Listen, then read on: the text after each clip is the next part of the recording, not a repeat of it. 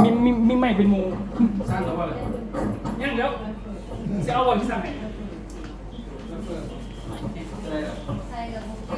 โอ้ยใส่กับบ่ถือกระล่องอวยมาทั้งพี่แต่ตัวมันบ่ถือทางโอ้ยแล้วก็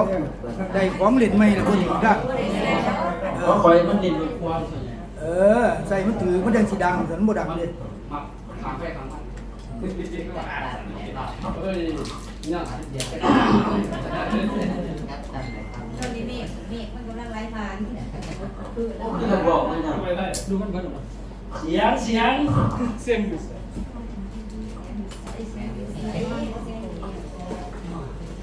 ใช่ขายป่ะ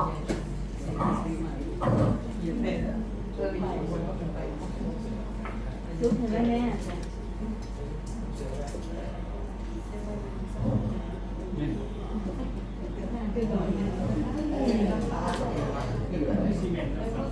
ได้เยอะฮัลโหลเดี๋ยวบอสชุบกับอันนึงเนาะเพราะว่าคนเรามาคิดผ่าส่วนใหญ่เนาะต้องเว้นผ่ามันเดี๋ยวว่าจินตนาการบ่ถึงว่าจะสั่งมาตัวนึงเว้ยสร้างกะทินี่คอยที่สั่งออกมาอีกนึงเป็นตีเลยครับเด้อนี่ กินเงินก้อนเด้อ ออกขึ้นคนละครึ่งนี่ครับ มีนั้นเรื่องคนรักแล้วบอกบางทีสิส่งกันก่อนสิสั่งก่อน5 โมงดิที่เอาไปดิเอาบ่ดิ เอารถเงินบุญนัดออกอยู่4 เส้นหาร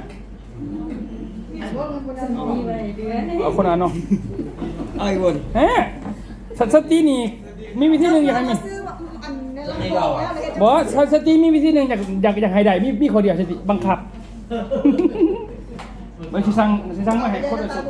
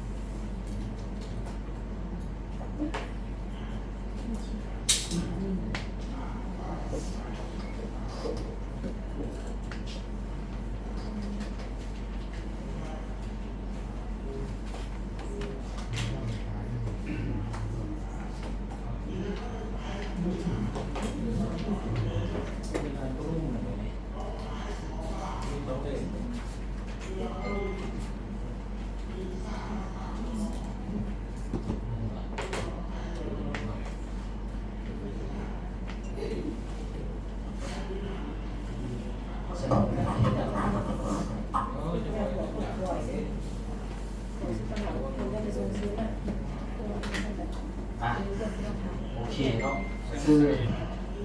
เอาจะเขาว่าละเกี่ยวกับงานของเอราวัณหรือว่าแม่เนาะฉันคือแต่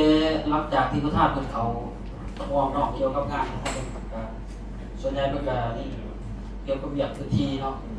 เบียดพื้นที่เนาะที่เฮาเฮ็ดได้เนาะผ่านมากกับทุกท่านก็คือว่าในฐานะที่เฮาก็ได้เกิดไว้ดีๆที่2ก็เป็นการปฏิบัติเนาะหลังจากที่เฮาเกิดไว้ว่าซะ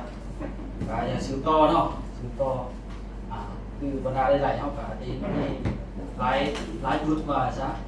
หลายทานอาจเฮ็ดเต็มร้อยแต่ทานอาจเป็นการฝึกงานเป็นจังซี่เนาะแต่ก็เป็นข้อดีสำหรับทีมงานเฮาส่วนก็จะเข้าเรื่องแจ้งรายละเอียดเนาะเฮาก็จะแจกเติมเนาะเกี่ยวกับงานของเฮาที่เฮาจะจัด ในเอราวัณนี้เขาจะนี่เกี่ยวกับทุกทานเกี่ยวกับการสร้างคะแนนในรายที่สุดเนาะบ่ผ่านมามันมีก็คือฮักเสียกับแมนเนาะในการแบบว่าเขาเปลี่ยนได้ไรเนาะเปลี่ยนได้ไรที่แบบว่าราคาเนาะราคาอาจจะเขาอาจจะว่าสร้างมูลค่าเพิ่มเกิดขึ้นเนาะแต่หลังจากนั้นมาแบบว่ามันสิมีว่าคนกับเก็บยอดมาลงมันก็มีฮักเสียแต่มาเขาก็เลยว่านี่หลังจากนี้ไปเขาสีเห็ดแบบว่าเอาตามหลักเกณฑ์ไปเลยเนาะราคาสำไรเขากับสีเกณฑ์เนาะส่วนใหญ่เขาอยากให้ทุกฝ่ายเอาคะแนนมาเข้าพังเนาะเสียมาลงเรื่องแรกก็เรียกแต่สำคัญว่าการได้ที่เอาคนมากเนาะหลักก็เป็นสายงานของการใหญ่เขาไม่ได้นำก็เห็นเอาผมหมายว่าตัวอย่างคือทางหนึ่งเนาะที่เอาคนมากนี่รถหนึ่งอย่างสิเนาะแล้วเขาเป็นสมาชิกของการเฮ็ดจะได้ใส่เขาเป็นคนที่แบบพักห้องให้ได้เนาะสันว่าเขาตกชื่อเก็บยอดให้ได้แล้วไปลงให้เขาเรียกเองว่าจากเขาก็มีมีสงไปทำการคือจะได้ไรที่นี่เนาะส่วนว่าเขาสิมีแผนอะไรก็วิจารณ์คือแผนเองเนาะตัวนั้นเพราะว่านี่จุดนี้เขาก็ใส่ราคาเป็นราคาพื้นฐานเนาะแม่นเนาะราคาเฉพาะก็เท่ากับราคาพื้นฐานของบริษัทเนาะเขากับบริได้เกินไปใช่ไหมทานในรูปพื้นที่เนาะบางทีอาจจะขายถือบางทีอาจจะได้แพงแต่แล้วแต่ทำวิธีการในมันเป็นการตลาดเนาะแต่ว่าเมื่อก่อนในยุคของบริษัทคืองานบางทีเท่านี้มันจะบอกเรื่องราคาที่เป็นของบริษัทเนาะส่วนว่าทานใดที่ขายถือคือขายแพงพื้นที่เนาะก็พยายามต้องเข้าใจต้องกันเนาะแล้วก็อธิบายเขาฟังให้มันเข้าใจว่าเป็นราคาสินค้าที่บริษัทภาคเองตามเองเป็นงานมือหนึ่งมือเดียวว่าซะเป็นได้ขยายเป็นว่าเข้ามาให้เกินเข้ามามือเดียวจะให้เกิดเป็นแปรล่ามือก้อนคอยซื้ออยู่หันได้เลยสินะซื้ออยู่บริษัทขึ้นราคาดิไปซื้ออยู่ในพื้นที่ขึ้นราคาสินะบ่เห็นมีฮักเสียส่วนเกินขึ้นเนาะถ้ามียำไรก็แสดงทุกการได้สิคือเสียเองว่าซะเนาะสันว่าถ้าได้เอาชิ้นได้มากแต่โอ้ลูกเขาถือลูกก็ถือว่ามันจะมีราคาถึงที่มือเดียวเด้อซื้อว่าราคาจะสี่เราจะจับไว้เขาลงพื้นที่เขาก็ต้องบริกินก็ได้เนาะเพื่ออย่างน้ำมันโดนกินยาปากท้องไม่บ่หกเจ็ดคือคุณมือนี่ครับคาลานอะไรไปครับโดยกินยาที่เลยนอนรถตู้ดิไปทับซองเสนดีใจสัตว์ไปปากซองไม่ดิโบเรือยังเด้อท่านบอกเลยไปกับโบท่านบอกกินยาบอกดูสามารถลดที่ซื้อได้บอกเรื่องคาลานน้ำมันลดตัวหายอีกเนาะสารวัตรเขาก็มีวิธีการบอกของเขาดีจริงมั้งเนาะสารวัตรที่นี่เนาะก็คือราคาวันนี้เนาะราคาเขาสิแจกกันประมาณนี้เนาะซึ่งเราเนี่ยเขาจะได้เดทดู6 เก่าหาเด้อเดทเพื่อไว้ขึ้นยกใน6 เก่าหาเนาะเพื่อสิเจ็ดหรือว่าเป็นนักการแต่ว่าเข้าไรบุรีให้ทุกการเห็นว่า6 เก่าหาเนาะ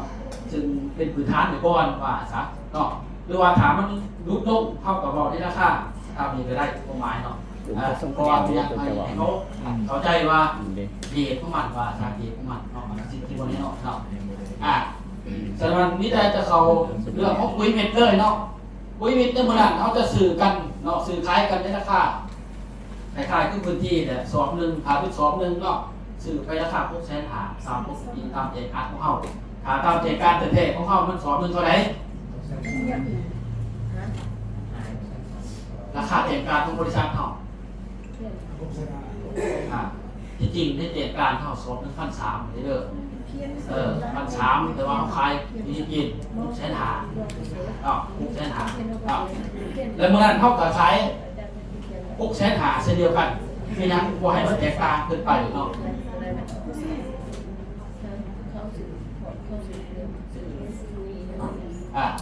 600,000หาแต่ว่าที่นี่เนาะถามว่าซื้อเป็น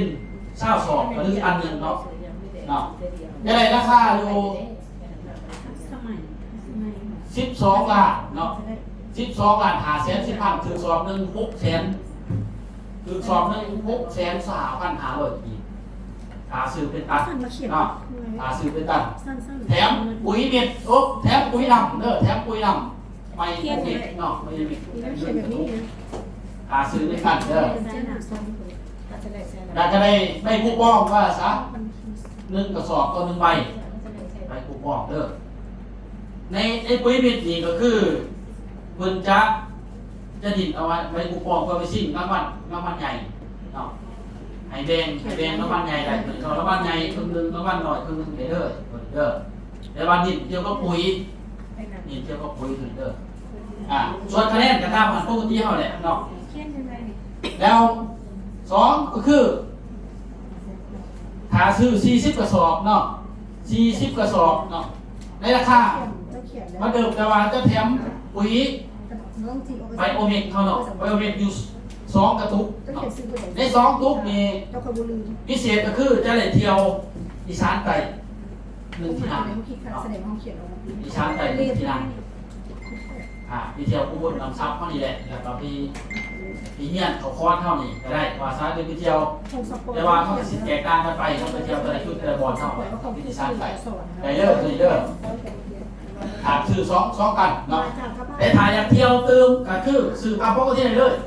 ซื้อราคานี่2กันแล้วก็ซื้อ2ชุดเข้าไปคือกันเด้อได้คือกันไปเที่ยวลงเรือเฮาเนาะซื้อ2กันแถมซื้อ2กันแล้วก็2ชุดเข้าไปจะได้เที่ยวเราไปเที่ยวลงเรือเฮาเลยเนาะลงเรือเฮาเลยลงเรือตามปกติเฮาเลยแต่ถ้าซื้อ2กันธรรมดาก็คือไปเที่ยวอีสานใต้ได้เนาะตัวนี้ส่วนใบคูปองเหมือนเดิมเนาะ1กระสอบเงินไปให้ได้เด้อตามปกติเนาะต่อมาแม่นซื้อเป็นเส้นใหญ่บ่นี่เนาะ15ตันเนาะใน15ตันนี้เนาะพิเศษก็จะถามจะแถมกระปุกที่เท่าก็คือ1ตันก็คือ20กระสอบเนาะ20กระสอบแถมปุ๋ยน้ำ1แก๊สเนาะแล้วก็ค่าขนส่งกับอีก15,000เนาะตัวนี้ได้ไปคูปองอยู่50ใบเด้อจะได้สิ่งวันในหลายท้ายขึ้นเนาะแต่วันนี้จะได้ไปเที่ยวเชียงใหม่เนาะเชียงใหม่เอา3ที่นั่งเดี๋ยวว่าขยันซ่อมหอดบนนั้นเบิดก่อนเนาะเพราะว่าตอนนี้เลือก3ใช่ป่ะเลือก3ที่นั่งใช่ป่ะ3ที่นั่งจักสิหอดจักสิเป็นตกเป็นมือของไผเนาะจักสิเป็นจิ้มใดซื้อ15 ตันคือได้ใบคูปองตัวนี้ก็หมายว่าเอาขัดเอาดิเอาขัดเอาถ้าจะซื้อจะไปไว้คูปองไว้ก็ซื้อเป็นตัวหน่อยก็ได้พวกเป็นยังเนาะซื้อแล้วเนาะมันต้องไวกันหน่อยถ้าจะไปไรก็ไม่ซื้อเป็นตันไรพวกเป็นยังใครจะสอนแล้วไปซื้อไปสอบแล้วก็ไล่เบิ่งเนาะ10 จานใครไรโอเคแต่ว่าราคาไปเบิ่งเอากันที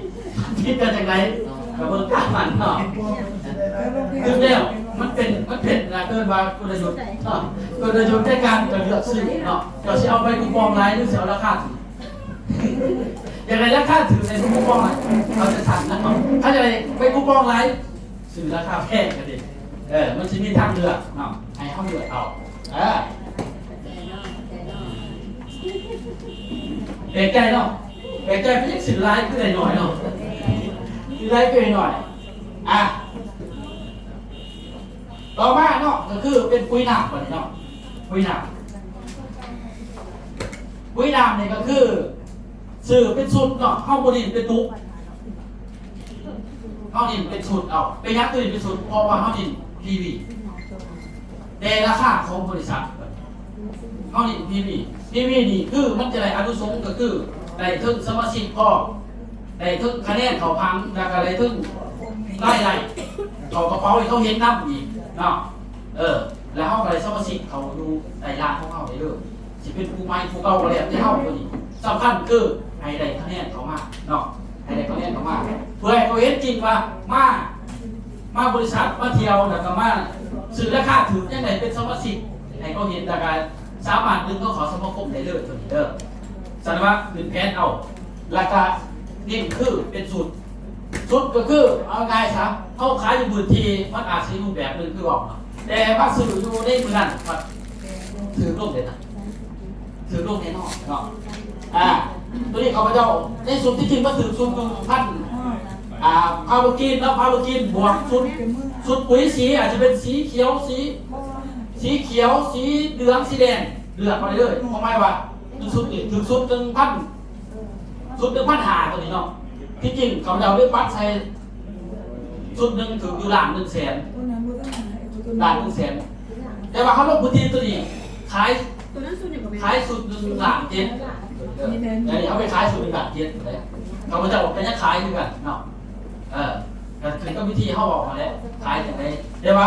เอาข้าวมันเขาจะบอกโอ้ซื้อยี่สิบกว่าเว้ยเห็นป่ะ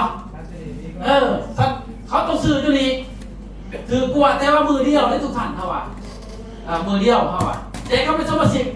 ก็ที่มูเรื่องคนนี้จะเขาไม่เนี่ยต่อยี่สิบล้านแต่ว่าเขาได้คือเขาถือเหมือนแน่นอนเนาะแต่ถ้าซื้อพื้นที่เขาบริขายเราก็ค่าล้าน1 แสนมีคนขายว่าซ้ำอีก2 ตุ้มมีบอกมีบอกแต่ว่ามามือนั้นเขาเลยราคาถือลงเต็มมือเดียวเขาว่าแต่เขาอยากหมุนได้ยังคอยมาเนี่ยมาศึกษาหน่อยดิเขามาเติมอีกเกิดมาดึงคนมากอะไรเขาเป็นสมาชิกมามือนาเดี๋ยวสุวรรณจะมาสื่ออาจจะเป็นมาสื่อโลกเพศอาจจะเป็นสื่องานเอราวัณอีกอะไรสุวรรณแต่เขามีรหัสเดี๋ยวเขาซีมีได้รหัสเขาคืออันนี้ก็วิธีการเขาบอกของคือเพื่อให้เขาเข้าใจว่ามันมวยว่าได้ทุกมือขนาดแต่ถ้าได้จังสี่เขาก็เป็นสี่แต่สมาชิกแต่เป็นต้นข่อยซื้อลูกไข่ตลอดแล้วจะซีมีได้ก็วางกันไปหาทีมเขาจะมีรายงานเขาเนาะหรือว่าซุปตัวนี้เนาะ1 2 3 1 2 3จะคือกันราคาเนาะแต่ว่าถ้าเป็นปลาบุกินบวกกับซุปเปอร์เมกตัวนี้ก็ถือดูราคา1 ล้าน 2 แสนเนาะ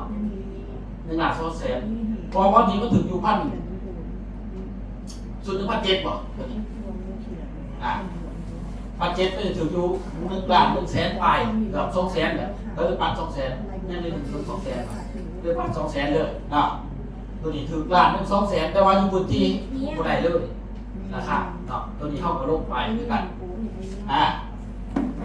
ต่อมาคือ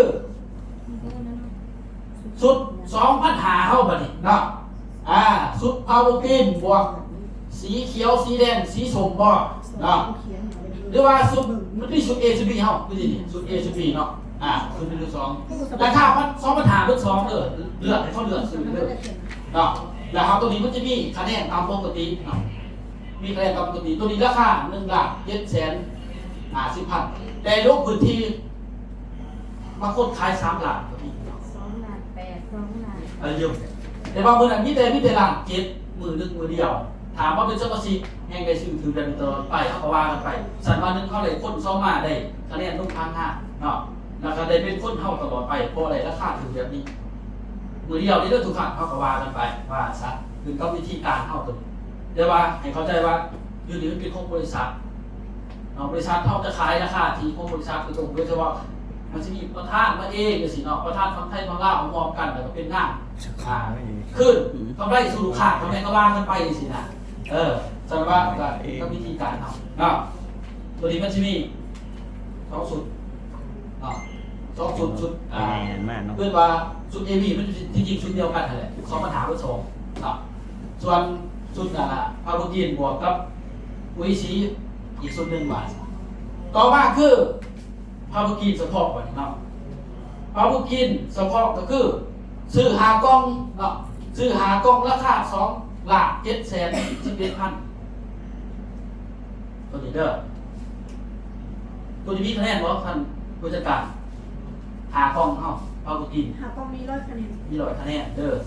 แสดงว่าทุกชุดนี่มีคะแนนบนพวกเขาเจ้านี่คือคะแนนเพราะตอนนี้เฮาเริ่มเข้าใจเกี่ยวกับพังงาเข้าใจเรื่องการฉากมันมีติดอยู่นะจะการฉากคนเขาว่าพังงาอันนั้นเบิ่งนี่มันมีติดอยู่ฝาเนี่ยบ่ซื้อมาได้100หรือ200นี่3 แถบ2อันนี้มันมีเจี้ยน3 แถบ2 3,900มีอยู่100 คะแนนเนาะมี2ตามนั้นแหละ2 EP แล้วมันมีเบิดเด้อสามารถซื้อแล้วแล้วก็มาหับตามได้เลยเด้อมาหับตามได้เลยผู้นำเฮาคุ้มค่าพอซื้อมาขายน่ะมาหับตามนี่เนาะแล้วเอาคะแนนให้เขาแล้วก็เฮาสิเป็นแนะนำเองก็แล้วแต่เฮาวิธีการเฮาแต่ว่าได้ราคาจังซี่ที่ถืออีนี้เนาะ5 กล่อง2 ล้าน 7 แสนราคาถือลงนี่เนาะจากปกติราคากล่องนึงเท่าไหร่ขายจริงๆคือ 1,300 แม่นบ่ในขากล่อง2,700 บาทแพงครับบ่แต่ว่าราคาขายสมาชิก 1,300แต่ว่ามันจังซี่มาซื้อไปสุดจังซี่มาถือลูกกับมาที่5 คนก็ลองเก็บกันซื้อราคานี้นึงเฮาก็เลยสมาชิกไปแล้ว เนาะสองมากเข้าก็ได้เกิดว่าเพื่อได้เป็นผู้นำก็มีโอกาสได้เพราะว่าวิธีการเข้าสารเนี่ยตอนนี้เขาจะนิดเพราะว่าทุกคนเดิมเข้าใจพังงานเดียวพังงานก็คือตรงที่คะแนนหามีคะแนนก็มีได้ไรเห็นป่ะอันนั้นอยู่นี่ผมพากับสื่อการขายผมมีคะแนนลงสื่อที่มีกำไรอย่างเดียวบนทักเสียออกใช่ผมมีอีกบ่เนี่ยแต่แท้มันบ่เกิดนั่นเลยสัตว์ว่าตอนนี้เขาจะนิดเกี่ยวกับคะแนนเกี่ยวกับพังงานแล้วก็บ่มีการมาเอายอดว่าหรือมาแบ่งปันกันเอานี่มันซับซ้อนกันเคยพิจกันมาแล้วเลยเนาะตอนนี้เอาคือตัวจริงตัวขายเท่าไรเอามาลงเท่านั้นทีมใครเอามาลงโหลดหาวิธีเก็บมาแล้วก็ซื้อตามนี้ก็แล้วสิเก็บกว่า10 ล้านก็แล้วแต่มาซื้อซ้ำนี่ก็แล้วแต่เอาง่ายซะเนาะให้มันเป๊ะให้มันสบายใจกันไปเนาะ10 ขวดบัดนี้เนาะ10 ขวด6 ล้าน 2 แสน 55,000คือลูกไปอีกเนาะตัวนี้แต่ว่าได้10 ขวดนี่สามารถ ตัวแทนไลฟ์สไตล์ ไปเที่ยวน้ำซับได้คือกันเด้อ สอบทุ่มสดนะ ไปเที่ยวอุบลน้ำซับได้ที่ชาติไปเลยกันเด้อเด้อ สองพัน ตัวนี้ราคาถ้าเป็นเงินบาทคือ9,000 เนาะ 9,000 บาทเนาะคือกองเขาได้กระหารเอาเนาะเพราะทุกคนอาจจะหารเป็นเบิดเนาะราคาตามนี้เนาะปัจจุบัน30 ขวดบัดนี้เนาะ ลบออก400 30 ขวดราคาอยู่15,000บาทเป็นกีบเท่ากับ10 ล้าน 4,500,000 กีบเนาะตัวนี้มันสามารถได้ของแถมคือไบโอเมก1 ตุ๊กแล้วก็ไปเที่ยวฟรีอีสานใต้1 ที่นั่น นี่เหลือจะใส่ เนาะตัว30 ขวดราคา15,000เนาะเอากับ10 ล้านตัวนี้จะมีของแถมเนาะ15,000ของเขาเป็นทองดีถือโรคอีกถือกล้องนึงถือกล้องนึงโมเมนต์นี่แต่เท่าไหร่จักแสนโมเมนต์4 แสนปลายแสนหัว3 แสนปลายนี่พอได้ซื้อตัวนี้ถือว่าได้เปรียบเนาะซื้อตัว30ถือว่าได้เปรียบเลยเที่ยวพอเนาะ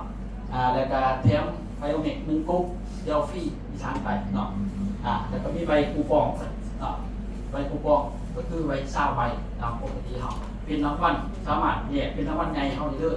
รางวัลใหญ่รางวัลเนาะซึ่งรางวัลเหมือนหลากหลายคือบอกแหละเนาะมีทั้งรถไฟฟ้าเนาะจักรยานไฟฟ้าก็มีรถไฟฟ้าก็มี รถไฟฟ้ารถยังรถเบนซ์รถไอค่ะ ครบเลยเนาะนะเดี๋ยวมันเปิดโตไว้แบบไรมือนั่นก็ชื่อมือนั่นนั่นยศมือนั่นดูค่าเดี๋ยวเป็นรถตัวจริงพอมาแล้วมันสิอัพมาแบบไรมาซะเนาะหลากหลายสินค้าหลากหลายคือบอกแหละที่เขาจะมาจับแจกกันเนาะคือเห็นนี่แหละอยู่ปัสโกเขานี่รายดีเนาะก็ตามกว่าทุกงานก็ตามกว่า80 กว่ารายการตามหลักอยู่เดียวเนาะน้องแน่ๆร่วมกับไปก็รักเขาไปรักมากนั่นเนาะผู้ร้ายผักว่าซะเนาะร้ายผักเดี๋ยวตอนถ่ายจะสรุปในการถามเนาะเขาไป ตัวจะได้เอกร้อยกว่าล้าน ส่วนกาแฟไบเอ็มมาทีเนาะเขาว่ากาแฟไบเอ็มก็คือถุงหนึ่งเนาะราคาพิเศษมื้อนั้นถุงหนึ่ง140,000140,000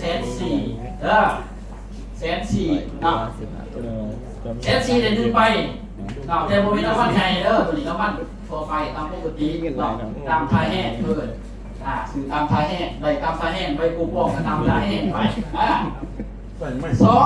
ถุงมาดิ3 ถุง ดูอะไรนะจะได้50 3 ถุงนี่คือ ถือว่า 400,000 กีบ เอาบ่ เนาะ 400,000 กีบหาเราไม่ถึงเท่าไหร่เลยเนาะแต่ว่าทุก3 ถุงนี่กับผมมีคะแนนเด้อ ตัวสุดก็คือ หาถุงนี่650,000 กีบตัวนี้หาถุงมีแถมแน่แถมรถพุ่งก็คือตัวกล้องเนี่ยกาแฟดำเลยให้อีก2 กล่องเนาะเพื่อประโยชน์ใช้กาแฟมาเยอะมากกินน้ำสาวพักคือกันเด้อพักกันเด้อได้2 กล่องเนาะได้หาไป ใส่ก่อน เดี๋ยวจะหน่อยลองจะหน่อย เดี๋ยวถ้าซื้อมานี่10 แถม 2มีคะแนนมานี่ เพื่อเขาว่ามันบลัง 10 แถม 2มีคะแนนก็คือราคาเท่ากับ1,530,000 กีบเนาะได้คอลลาเจนแถมไป1 กล่องเนาะกินความสวยความงามเข้าไปอีกเนาะผู้ใดผิวบัวขาวเนาะคนทำให้มันเป็นคนสูงกินได้เลยเนาะเอาหมดไฟตื่น คอลลาเจน1 กล่องเนาะแล้วก็ได้ดู10 ใบตัวนี้เด้อ10 ใบไปกูบอกสามารถแบ่งตัวนี้ก็แบ่งลง รักอะไรลงแล้ววันใหญ่เด้อสิไปก็ดิแบ่งเด้อเนาะซุ่มเกิดว่าเป็นเป็นเศษใหญ่เนาะสามารถแบ่งเด้อแบ่งเด้อเนาะถ้าว่าเป็นสุดใหญ่บัดนี้เนาะสุดใหญ่ในมือนั้นกาแฟไวเอ็มเนาะก็คือ88ถุงเนาะเอาจะแถม12ถุงเนาะรวมเป็นเท่าไหร่เป็น100เนาะแสดงว่ามือนั้น YM จะได้อยู่100ถุงเนาะในราคาเท่ากับ14,000แหละเราเท่ากับ9,730,000 กีบเนาะแล้วทหารจะมีแถมที่นั่งไปชาร์จไก่1ที่นั่งแถมคอลลาเจนอีก2 กล่องเอาไปกินเนาะ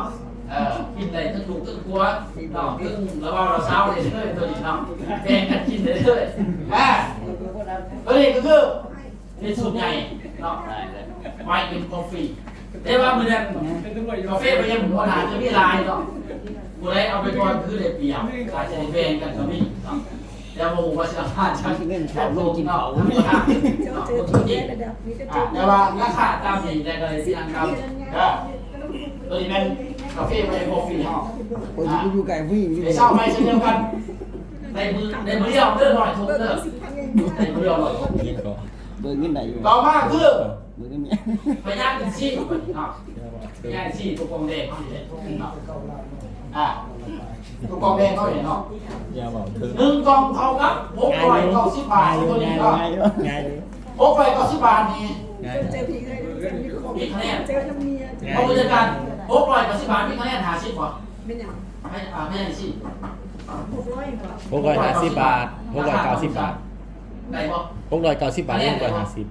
คะแนนมันมีแต่25เศร้าหาได้แค่มันมีเศร้าหา